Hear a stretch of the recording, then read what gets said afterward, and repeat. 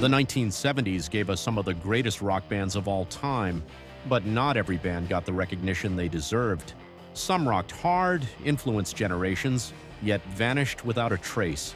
Let's take a nostalgic journey through 10 incredible yet forgotten rock bands from the Golden Age.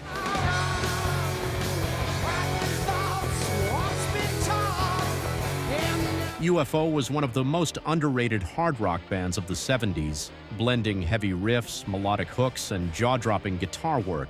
Formed in 1968, their early albums leaned towards space rock, but with Phenomenon in 1974, they shifted to a hard rock sound. Songs like Dr. Doctor and Rock Bottom showcased the incredible talent of guitarist Michael Schenker, whose blistering solos influenced future rock legends like Kirk Hammett of Metallica. Despite releasing classics like Lights Out in 1977 and Strangers in the Night in 1979, UFO never reached the same heights as Led Zeppelin or Deep Purple. Constant lineup changes and management struggles kept them from superstardom. Yet their legacy lives on through their influence on the new wave of British heavy metal movement. A true unsung hero of 70s rock, UFO deserves far more recognition. Just give me more. I'll make a minute off the floor. The Dictators were the band that should have been huge but never quite fit in anywhere. Blending hard rock with a sneering punk attitude, they were loud, brash, and way ahead of their time. Formed in New York in the early 70s, they played like a mix of the Stooges and early Ramones, but with a dose of humor and absurdity. Their 1975 debut, Go Girl Crazy, was a riot. Songs like Two Tub Man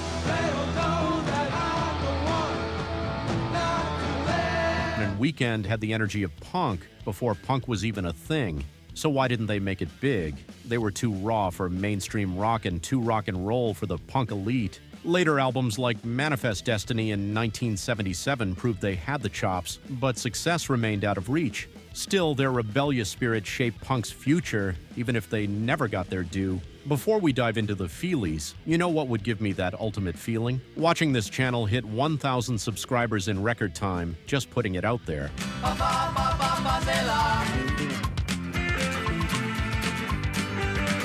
The Feelies were one of those bands that had everything: brilliant musicianship, infectious energy, and a sound ahead of its time, but never got the recognition they deserved. Formed in New Jersey, they blended jangly guitars, hypnotic rhythms, and nervous intensity, creating a style that later influenced REM and Sonic Youth. Their 1980 debut, Crazy Rhythms, featured standouts like Fa Se La and The Boy with the Perpetual Nervousness. Full of frantic strumming and relentless grooves. So why didn't they break big? They were too quirky for mainstream rock and too early for the alternative boom of the 80s. After a long hiatus, they returned with The Good Earth in 1986, with tracks like Slipping, Into Something, showcasing a mellower but still unmistakable sound. While they never became a household name, their legacy lives on in the DNA of indie rock.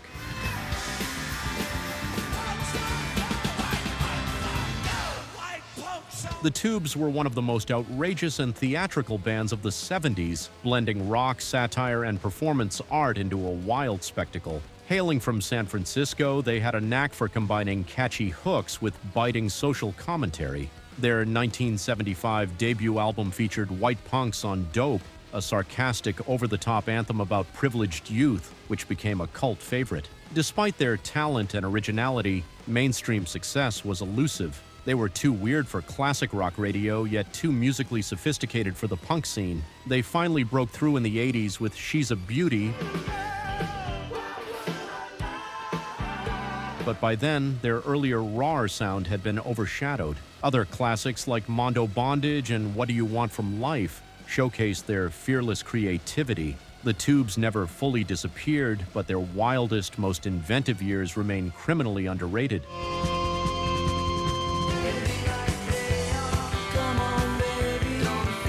Blue Öyster Cult had everything a great 70s rock band needed: haunting melodies, blazing guitar work, and an air of mystery. Known for their mix of hard rock and cryptic sci-fi inspired lyrics, they created some of the most unique rock anthems of the decade. Their 1976 classic Don't Fear the Reaper became their signature song with its eerie atmosphere and unforgettable guitar riff. Other standouts included Burnin' For You,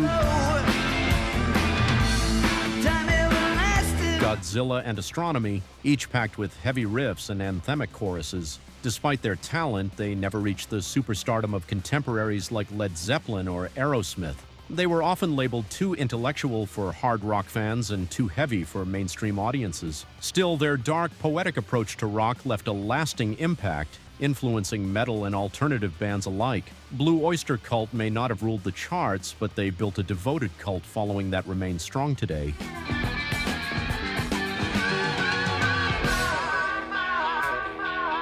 April Wine might just be one of the most underrated rock bands to come out of Canada. Blending bluesy hard rock with melodic hooks, they had all the ingredients of a classic arena band but never quite got their due. Formed in the late 60s, they hit their stride in the 70s with albums like Harder, Faster and First Glance, producing killer tracks like Roller, I Like to Rock,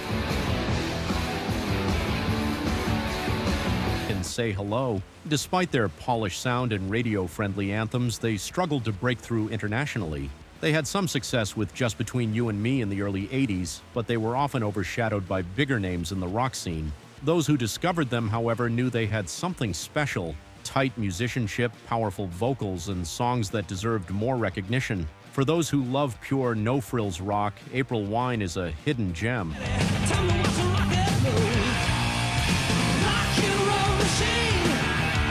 Triumph was Canada's answer to power trio rock giants like Rush, yet they never quite reached the same legendary status. Formed in 1975, they delivered a mix of hard rock, progressive elements, and soaring anthems. Their breakout moment came with Lay It on the Line in 1979,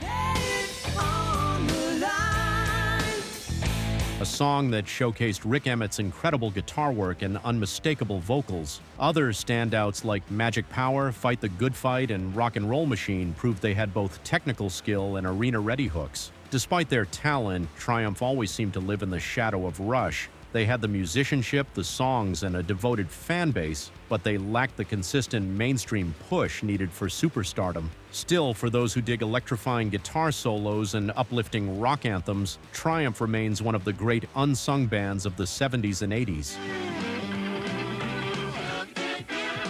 Drink 2 or 3 cards. Root Boy Slim and the Sex Change Band were as bizarre as their name suggests. A wild, bluesy rock outfit fronted by the eccentric Root Boy Slim, a Yale-educated madman with a knack for satirical, tongue-in-cheek lyrics. Their 1978 debut featured Boogie Till You Puke, an outrageous party anthem that became an underground favorite. Other songs like Dare to Be Fat and You Broke My Mood Ring showcase their offbeat humor and funky groove-heavy rock. Despite their cult following, mainstream success was never in the cards. Their blend of blues, funk, and comedy rock was too weird for radio and too raw for mass appeal. Root Boy's wild onstage antics and unpredictable behavior only added to their outsider status. Though they faded into obscurity, their fearless approach to rock and roll remains one of the strangest and most entertaining footnotes in 70s rock history.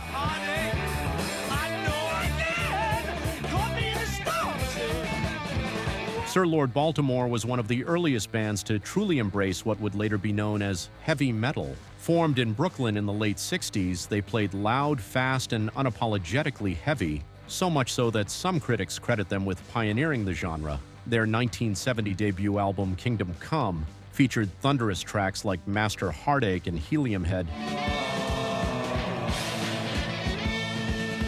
filled with blistering guitar work and relentless drumming. Despite their groundbreaking sound, the band never found commercial success. Their music was too aggressive for mainstream rock at the time, and poor promotion didn't help their case. By 1976, they had disappeared entirely, yet their raw power and high-energy playing laid the groundwork for countless metal and stoner rock bands that followed. Though they vanished without a trace, Sir Lord Baltimore's legacy as a proto-metal powerhouse remains undeniable. We move the way we do. There'll be thousands of us. Thousands of gods, thousands The Godz were the definition of rough and rowdy, no-nonsense rock and roll. Hailing from Columbus, Ohio, they had a biker rock aesthetic and a rebellious attitude that made them stand out. Their 1978 self-titled debut, released on Casablanca Records, was packed with gritty, fist-pumping anthems like Gotta Keep a Runnin' and Candy's Going Bad. Capturing the raw energy of the underground hard rock scene, despite their potential, the Godz never broke through. Their music was too gritty for mainstream radio but lacked the polish needed for commercial success. Casablanca was more focused on disco at the time, leaving the band with little label support. By the early 80s, they had all but disappeared. Still, their raucous, freewheeling rock lived on through a dedicated cult following, proving that the Godz were never about fame, they were about pure, unfiltered rock and roll. These bands may not have topped the charts, but their music left a lasting mark on rock history. Some were ahead of their time, others just plain unlucky, but all deserve to be remembered. If you love forgotten rock gems, these bands are waiting to be rediscovered.